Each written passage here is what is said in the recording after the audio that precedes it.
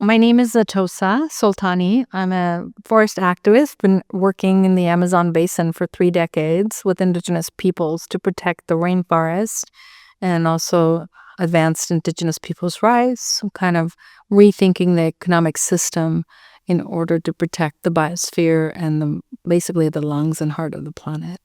First, about the Earth as a system. If you look at the Earth from space, there's a 3,000-mile wide belt around the equator that's made up tropical rainforest. That's where most of the life on the planet is, most of the biodiversity, most of the animal and plant species. And also that is the system that helps to regulate our global climate. The way that, for example, the Amazon rainforest, being the largest rainforest on the continent, actually receives moisture from the atmosphere, cycles that moisture many times, and then drives it across the world. The trees actually evapotranspire 1,000 liters of water vapor per tree per day and help generate atmospheric rivers bigger than the Amazon River that take rain across the continent, nourish, 70% of the GDP of the continent of South America, and also bring some of that rain. The atmospheric rivers also comes north to North America, where, for example, the breadbasket of the world, California, receives Amazon rain in the springtime, just when we need it for agricultural productivity. So the commons, the global rain machine and the air conditioning of the planet, the Amazon rainforest also expels heat into space and cools the continent. So here we have nature's genius. Gaia has figured out, after 3.8 billion years of R&D, how to create systems that help produce more life, that are abundant and regenerative. So we can learn a lot of lessons from that. First, we have to recognize that if we were to lose the Amazon, it would take 55,000 Itaipu dams. That's the second largest hydroelectric power plant in the world. It would take 55,000 of those dams, hydroelectric plants, to generate the same energy that's required to create those atmospheric rivers that bring us rain for the whole continent. So the nature gives those services to us for free. It's just not reflected on the balance sheet. We also aren't aware that we are actually dismembering the life support system of the planet. The heart and the lungs of the planet are at risk right now. They're reaching a tipping point. The Amazon rainforest is reaching a tipping point of no return, where that cycling action of rain across the planet is basically faltering. Already we're suffering the worst drought in the history of recorded history. And what is that doing? That's making the atmosphere hotter. And that hotter atmosphere is fueling hurricanes like the two we just had in North America that cost over $100 billion in damages. So see, nature has a way of creating harmonious cycling of an abundant resource like water. And in doing so, maintain stability and allow life to flourish. What we need to do is align our economic system to be more in harmony with natural systems. And we can learn lessons from nature. For example, the way that nature does chemistry is it's non-toxic. The way that nature creates the distribution of water through a landscape, it's a really good metaphor for how our economic system could be distributive, how it could be in harmony. In other words, in nature, yes, there's competition, but communities of life cooperate to create more life, to create abundance, as opposed to scarcity. So there's a lot we could learn from nature. Nature is also the most intelligent expression of intelligence, creativity, beauty, wonder, genius. There's a biomimicry framework that we can learn lessons of how to do everything we humans do, learning from how nature would do it. And of course, our own bodies are nature. We could look at our own bodies. In your body, every cell in your body does two things. It keeps itself alive while helping support the life of the host. So it's a mutual benefit relationship. The idea of mutual benefit is a principle of nature. I support your existence, you support mine. And that's the way our bodies work. So can we bring that value system and that paradigm to the way we do business?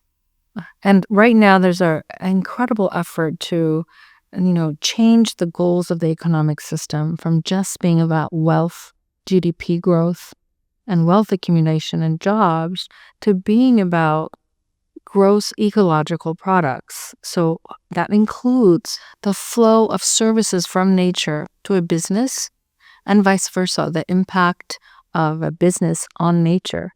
If we could bring that mutual benefit framework in the way we design our products, the way we carry our business operations, then we can start to be in more harmony with the web of life.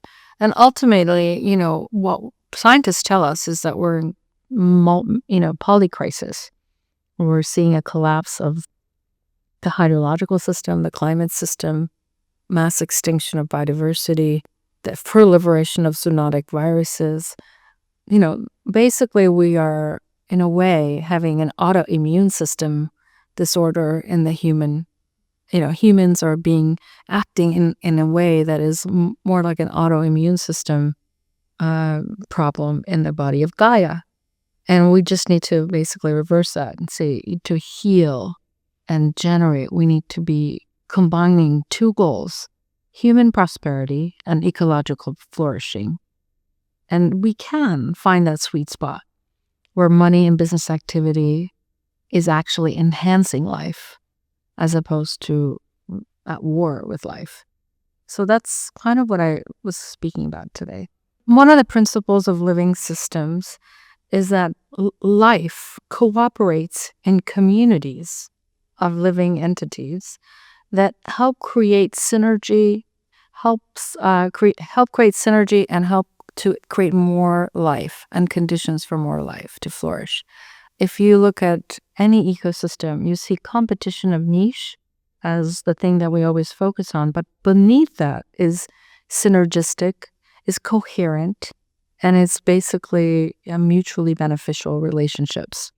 So it is a principle of abundance and a principle of life flourishing. So we're basically saying, let's take those principles that took a 3.8 billion years to develop on Earth. Let's use Earth's R&D to restructure the way we see and value our relationship with nature. And so right now what we're doing is, even in your garden, you could see that metaphor. Let's say instead of picking the fruits of the trees, we're cutting down the trees. So that's basically what we're doing to nature. Instead of harvesting the abundant, generous fruits of nature, we're cutting the things that generate water, that nourish our crops, that feed billions of people. We're putting chemicals into the water system that then bioaccumulates in us and causes illness. We're doing things that are undermining not only our own life, but all species. It's not like we have to save the rainforest. We do. But we also have to recognize that the rainforest saves us, that we are dependent on the ecological functions and ecological services that ecosystems and watersheds and forests provide all over the planet. And by being in harmony with those processes, as opposed to cutting them down or cutting the foundations of life, we can allow life to continue. Otherwise, whose existence is threatened here is not just the plants and animal species that are going extinct. It's our own existence. So really, it's about bringing it back to saying, if humanity does want to evolve and continue to be a member of the web of life, we have to reshift our priorities, our paradigm, and the goals that we're pursuing. And ultimately, the goal, I think, a goal could be stated as planetary harmony. It could also be stated as planetary health. Our purpose could be about aligning with planetary health. And that also reflects back on ourselves, our individual health. What I can tell you is that currently the Amazon is being chopped down for cattle, ranching, large-scale farming, logging, so timber, oil, gold, and other minerals. And those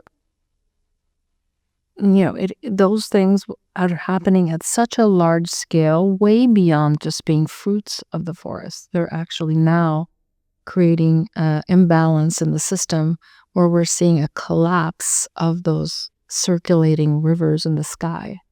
And who's going to, the very same industrial agriculture that depends on that rain is going to be the one suffering the droughts, the consequences. But the decision making, the way we make decisions, whether we usually, right now, the way we make decisions is just on the mighty dollar. Is this going to maximize my short-term profit? Yes or no? So we go for it. What we're saying is we need to basically shift the value system, the paradigm, to be more about, is this going to be both profitable to me and add to the conditions conducive to life, to the ecosystem, and make it long-term? So we need to shift the way we think about our investments, make sure they're deforestation-free investments. They're actually regenerative investments. We posit, we believe, and we've done number crunching. We believe that if we invested in soil restoration, forest regeneration, watershed protection, that we can actually bring back nature in a way that is generating also jobs and livelihoods and profits for more people for a longer period of time than if we just gave into short-term decision-making. We can also learn a lot about, how nature creates, does chemistry. Like the way that nature does chemistry is from the non-toxic parts of the periodic table. Why? Because contaminants accumulate. And they accumulate especially in mammals and mega mammals like humans. So the fact that we're putting in contaminants that then come back into our fish we eat, the meat we consume, the milk we drink, then accumulate in our own bodies, in our tissues, that is something we have to see. We have to basically see that we're creating toxic systems that ultimately kill ourselves. That's why we have a proliferation of cancer and chronic diseases.